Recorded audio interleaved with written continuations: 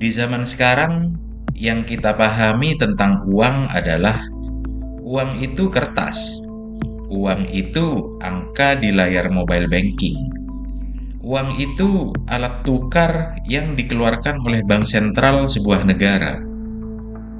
Tapi ada satu masalah. Dalam sejarahnya, beberapa mata uang pernah gagal. Inflasi menghancurkan nilainya. Hutang merusak kepercayaannya.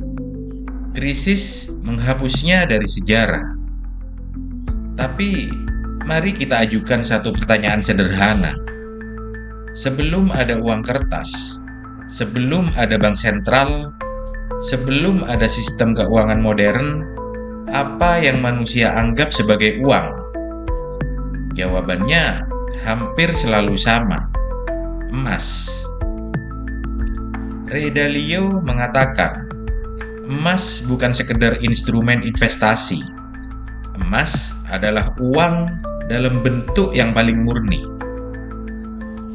Bukan karena pemerintah menjaminnya, bukan karena bank sentral mencetaknya, tapi karena manusia lintas zaman dan lintas peradaban memilihnya. Kenapa emas disebut uang? Karena emas sudah digunakan sebagai alat tukar selama ribuan tahun. Diterima di hampir semua peradaban besar dan terus bertahan hingga hari ini. Sementara bentuk uang lain selalu datang dan pergi. Sejarah manusia penuh dengan mata uang yang dulu terlihat kuat, tapi akhirnya rusak oleh hutang, inflasi, dan krisis. Apa makna pentingnya? Kalau kita melihat sejarah panjang umat manusia, satu pelajaran menjadi sangat jelas. Yang konsisten bertahan sebagai uang bukan janji pemerintah, bukan kertas, tapi emas. Dan justru karena itulah, di dunia yang dipenuhi utang, eksperimen moneter, dan ketidakpastian seperti saat ini, kita akan mengajak kalian untuk kembali memahami apa itu uang yang sesungguhnya.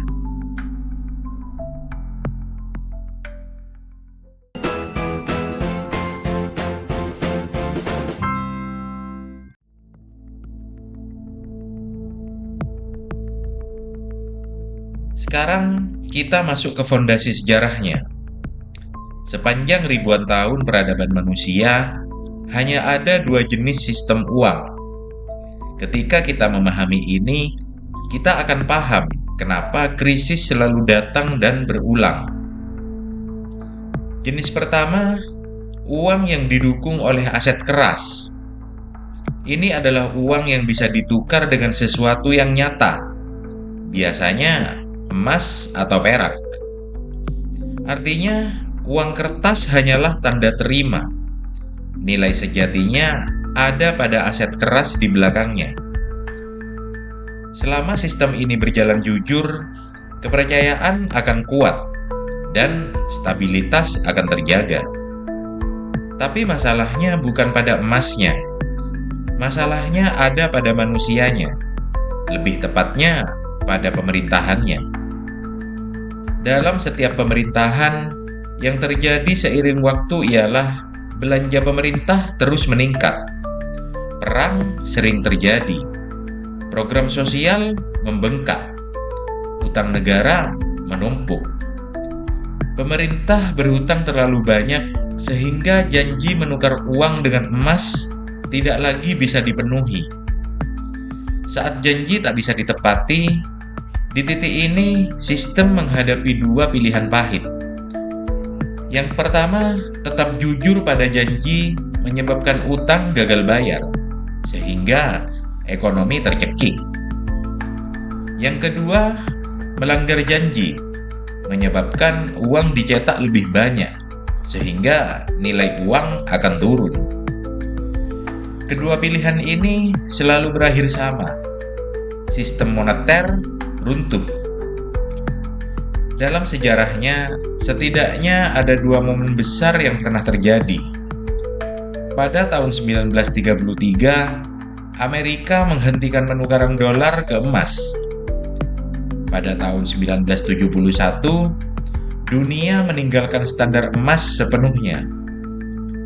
Hal itu terjadi bukan karena emas gagal membackup mata uang, tapi karena utang negara terlalu besar untuk ditopang oleh emas yang jumlahnya sangat terbatas.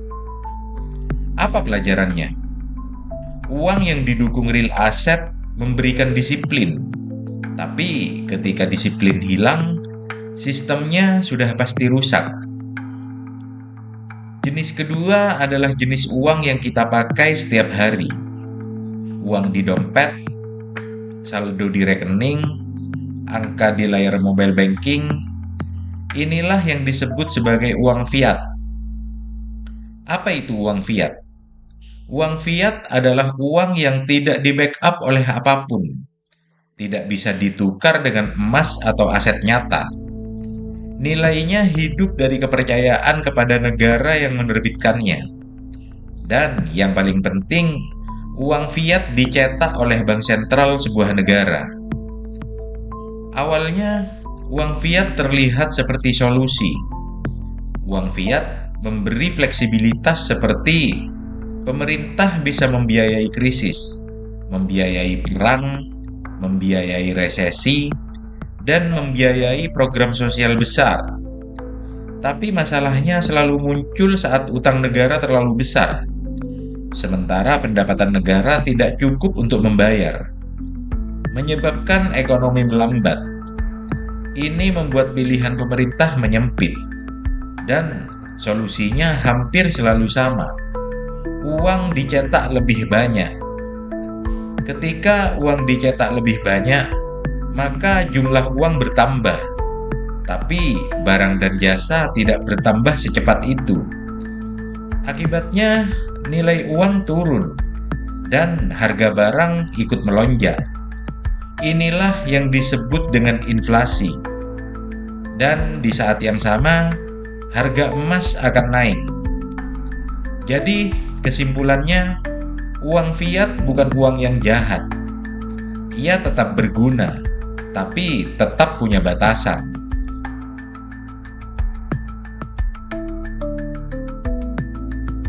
Setiap kali krisis besar datang, ada satu pola yang selalu berulang.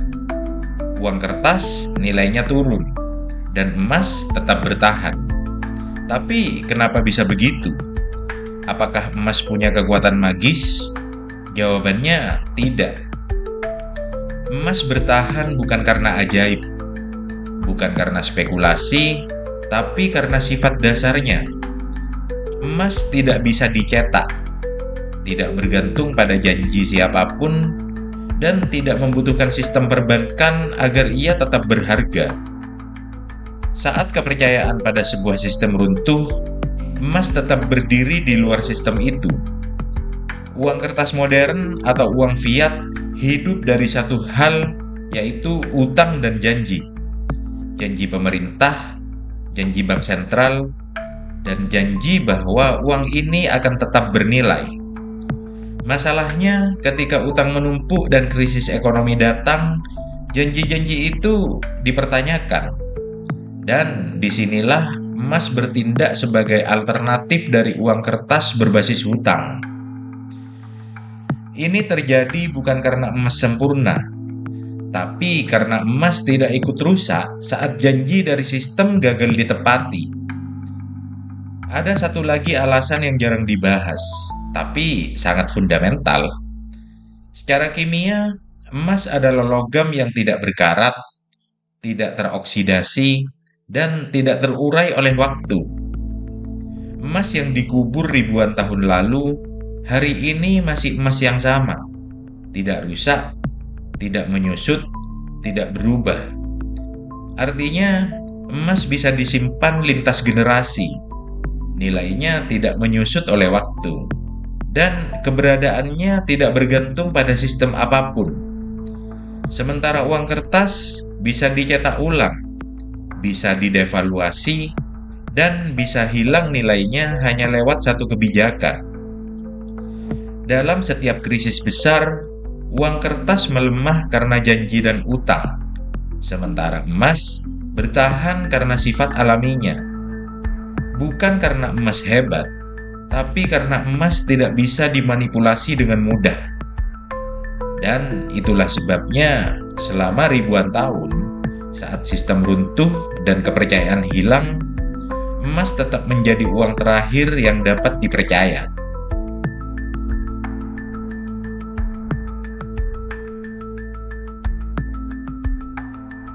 Sampai di sini mungkin muncul satu pertanyaan wajar. Bukankah uang kertas atau uang fiat bisa memberi kita bunga? Benar, uang kertas bisa memberi bunga. Uang kertas atau lebih tepatnya uang berbasis hutang bisa memberi kita imbal hasil melalui instrumen seperti deposito, obligasi, dan instrumen berbunga lainnya. Sementara emas tidak bisa memberi bunga, dan ini fakta yang tidak bisa dibantah. Lalu, kapan uang kertas lebih menguntungkan? Saat suku bunga tinggi, saat risiko stabil, dan saat kepercayaan terhadap sistem ekonomi sedang kuat.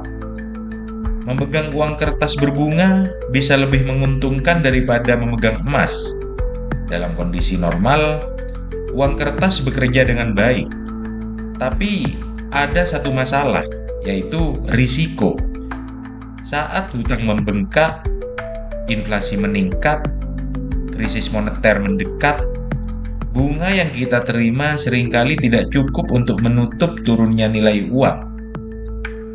Dalam kondisi seperti itu, emas memang tidak bisa memberi bunga, tapi ia juga tidak terdevaluasi. Dan di dunia keuangan, kehilangan sedikit peluang seringkali lebih baik daripada kehilangan nilai secara permanen. Dan biasanya kita baru menyadari risikonya setelah krisis benar-benar terjadi. Jadi, uang kertas dan emas bukan tentang yang mana yang benar, tapi kita harus memahami kapan dan untuk apa kita harus menggunakannya. Uang kertas bekerja baik saat kondisi ekonomi stabil. Emas melindungi saat sistem ekonomi mulai rapuh. Dan sejarah telah berulang kali menunjukkan sistem yang rapuh datang lebih sering dari yang kita kira. Sekarang kita masuk ke satu alasan penting. Kenapa emas tidak pernah benar-benar ditinggalkan? Dan ini adalah alasan yang sangat jarang dibicarakan. Masalah uang modern bukan cuma inflasi. Di dunia modern, uang kita disimpan di bank, berpindah lewat sistem pembayaran, tercatat di server digital. Itu hanya berarti satu hal. Uang kita selalu bergantung pada pihak lain atau centralized. Dan ketika sistem itu bermasalah, uang kita bisa dengan mudah dibekukan, dibatasi, atau bahkan diambil alih oleh pemegang kendali. Disinilah emas berbeda. Emas bisa disimpan sendiri, tidak butuh bank, tidak bisa diretas, tidak bergantung pada sistem pembayaran apapun. Nilainya tidak datang dari aplikasi, tidak datang dari jaringan, atau izin pihak ketiga. Emas ada karena ia ada. Sejarah menunjukkan emas menjadi sangat penting saat krisis keuangan besar, pajak ekstrim dan kebijakan konfiskatif, sanksi ekonomi antar negara, konflik, dan perang. Dalam kondisi seperti ini, akses ke uang kertas bisa dibatasi dalam semalam. Tapi emas, ia tetap berada di tangan pemiliknya. Karena saat sistem keuangan goyah, kepercayaan hilang, dan aturan berubah dengan cepat, emas adalah salah satu dari sedikit bentuk kekayaan yang tidak bisa dimatikan dengan satu kebijakan. Itulah sebabnya, dalam hampir semua krisis besar sepanjang sejarah, emas selalu menjadi tempat berlindung terakhir. Kalau emas sudah dianggap usang dan tidak relevan, kenapa bank sentral di seluruh dunia masih menyimpannya? Faktanya, hampir semua bank sentral di setiap negara masih menyimpan emas dalam jumlah yang sangat besar. Mereka memahami satu hal, ketika sistem uang diuji, emas adalah jangkar terakhir kepercayaan. Jadi, emas bukan soal paranoia, tapi soal ketahanan. Bukan untuk dunia normal, tapi untuk dunia saat beberapa hal tidak berjalan dengan normal. Ada satu kesalahpahaman besar yang perlu kita luruskan. Banyak orang yang masih beranggapan untuk beli emas sekarang, jual besok, lalu take profit.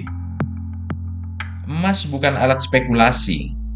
Emas bukan instrumen untuk kejar cuan cepat, tebak harga naik turun, atau adu pintar timing market.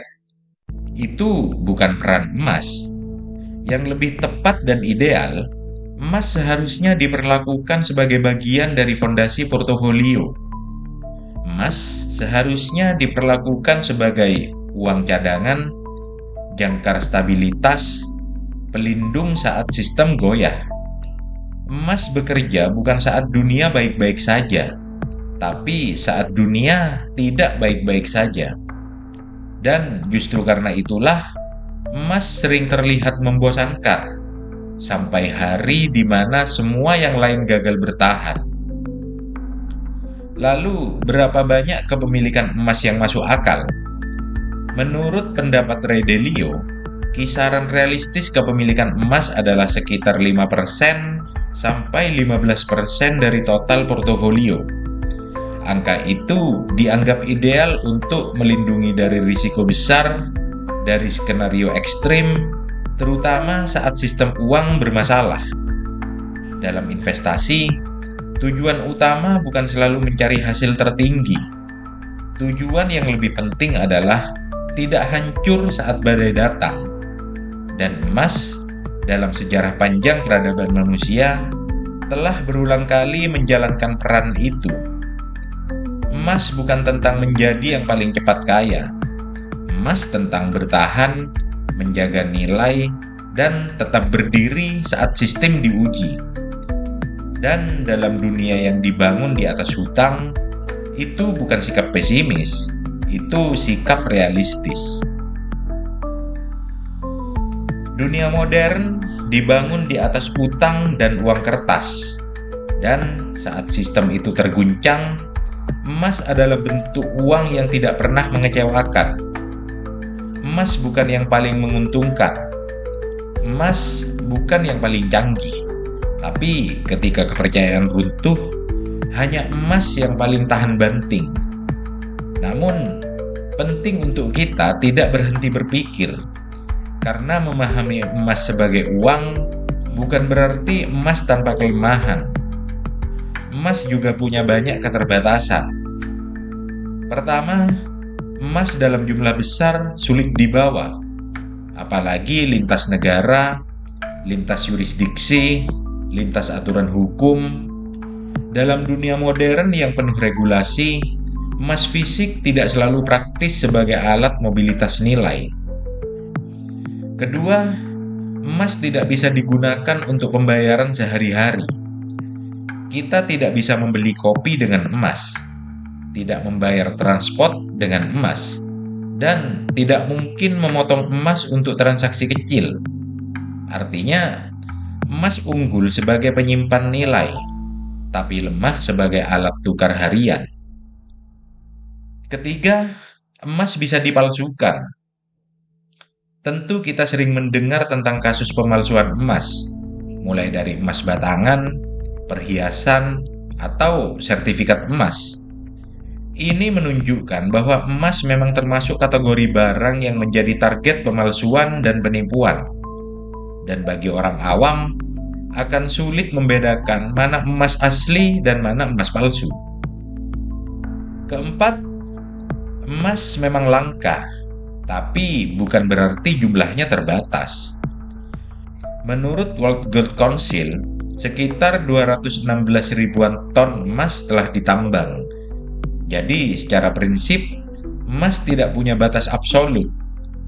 Suplai emas terus bertambah sekitar 1-2% per tahun. Dan tambahan suplai itu tidak pernah benar-benar berhenti. Dari beberapa kelemahan emas yang kita bahas di atas, akhirnya kita sampai pada pertanyaan besar abad ini. Apakah dunia sedang mencari emas versi baru? Hari ini telah lahir sesuatu yang begitu fenomenal, begitu menggemparkan, dan sering disebut oleh banyak orang sebagai Gold 2.0. Namanya Bitcoin. Bukan emas fisik, tapi aset digital yang tidak bisa dicetak sembarangan, jumlahnya sangat terbatas, bisa dipindahkan lintas negara dalam hitungan menit bahkan detik, dan tidak bergantung pada bank atau negara manapun. Bitcoin mencoba menjawab kelemahan emas tanpa meninggalkan roh kelangkaan dan disiplin yang membuat emas bertahan ribuan tahun. Jadi, apakah Bitcoin sempurna? Tidak. Apakah Bitcoin emas? Juga tidak. Tapi pertanyaan pentingnya adalah, apakah Bitcoin adalah eksperimen manusia untuk menciptakan uang tahan banting di era digital? Simak jawabannya melalui video yang satu ini. Kita tidak perlu memuja emas. Kita hanya perlu memahami fungsi uang. Dan pelajaran terbesarnya adalah, jangan terlalu percaya pada satu sistem. Jangan mengabaikan sejarah dan jangan menutup mata terhadap perubahan. Karena dunia terus bergerak dan uang selalu berevolusi. Dan seperti biasa, simpan ilmunya di saku, sebarkan manfaatnya kemana-mana. Sampai jumpa di obrolan saku kita berikutnya.